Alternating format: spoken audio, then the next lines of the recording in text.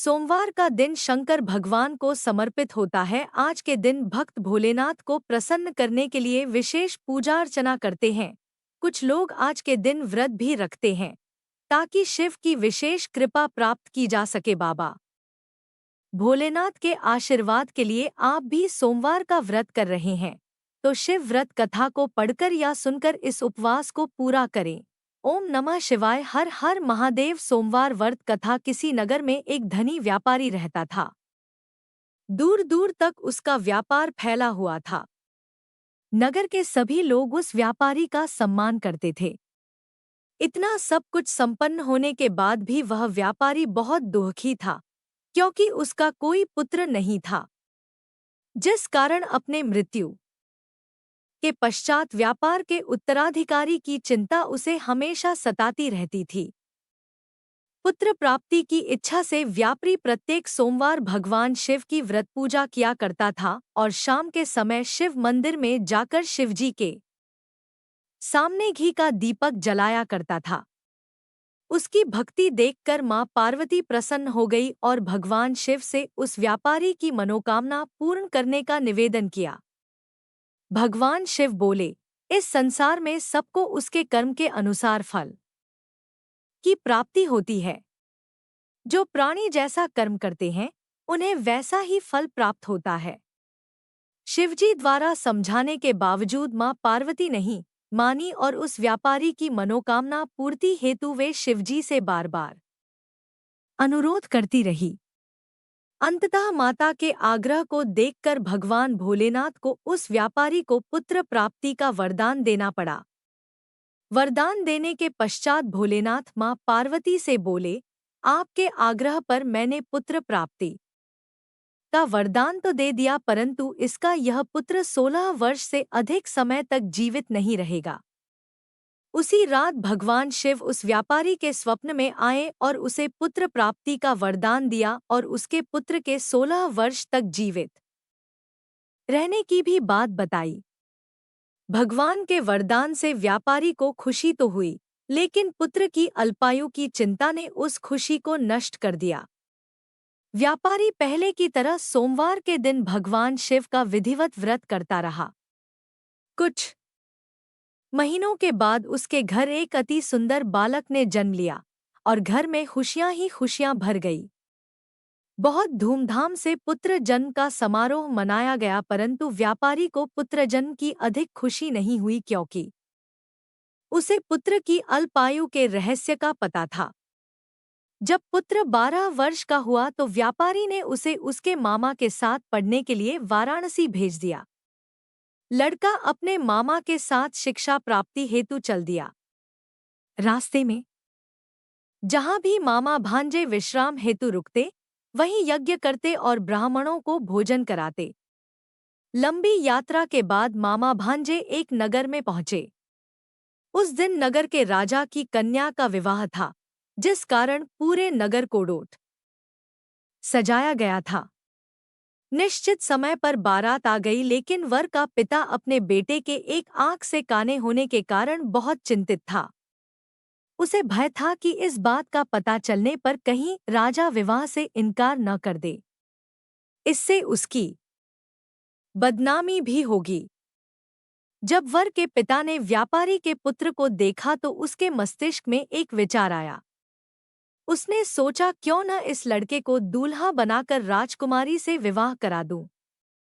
विवाह के बाद इसको धन देकर विदा कर दूंगा और राजकुमारी को अपने नगर ले जाऊंगा। वर के पिता ने लड़के के मामा से इस संबंध में बात की। मामा ने धन मिलने के लालच में वर के पिता की बात स्वीकार कर ली।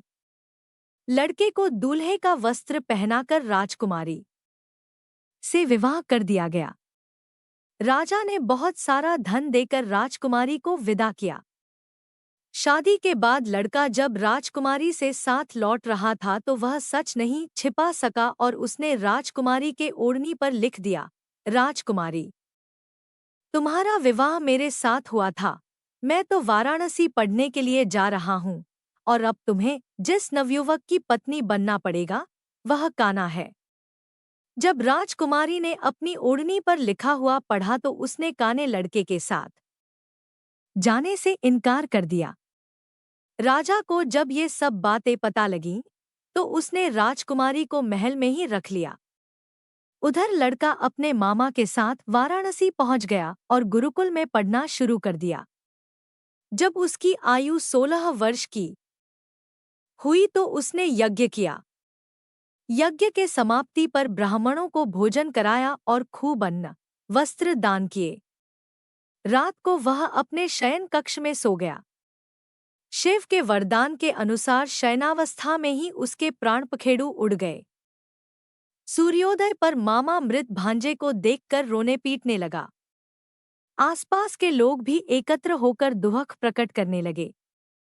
लड़के के मामा के रोने विलाप करने के स्वर समीप से गुजरते हुए भगवान शिव और माता पार्वती जी ने भी सुने।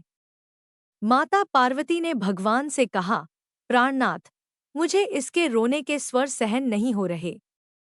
आप इस व्यक्ति के कष्ट को अवश्य दूर करें।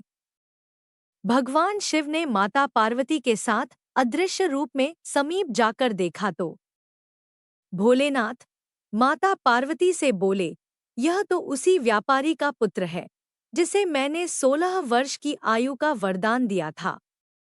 इसकी आयु पूरी हो गई है। मां पार्वती ने फिर भगवान शिव से निवेदन कर उस बालक को जीवन देने का आग्रह किया।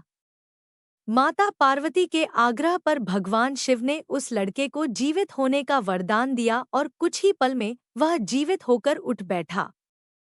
शिक्षा समाप्त करके लड़का मामा के साथ अपने नगर की ओर चल दिया। दोनों चलते हुए उसी नगर में पहुंचे जहां उसका विवाह हुआ था। उस नगर में भी यज्ञ का आयोजन किया।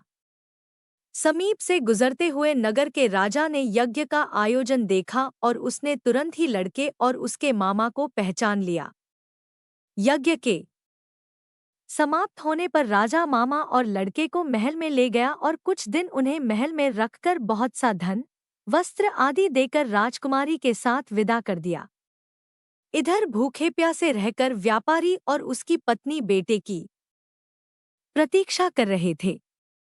उन्होंने प्रतिज्ञा कर रखी थी कि यदि उन्हें अपने बेटे की मृत्यु का समाचार मिला तो दोनों अपने प्राण त्याग देंगे, परंतु जैसे ही उसने बेटे के जीवित वापस लौटने का समाचार सुना तो वह बहुत प्रसन्न हुआ। वह अपनी पत्नी और मित्रों के साथ नगर के द्वार पर पहुंचा। अपने बेटे के विवाह का समाचार सुनकर पुत्रवधू राजकुमारी को देखकर उसकी खुशी का ठिकाना न रहा।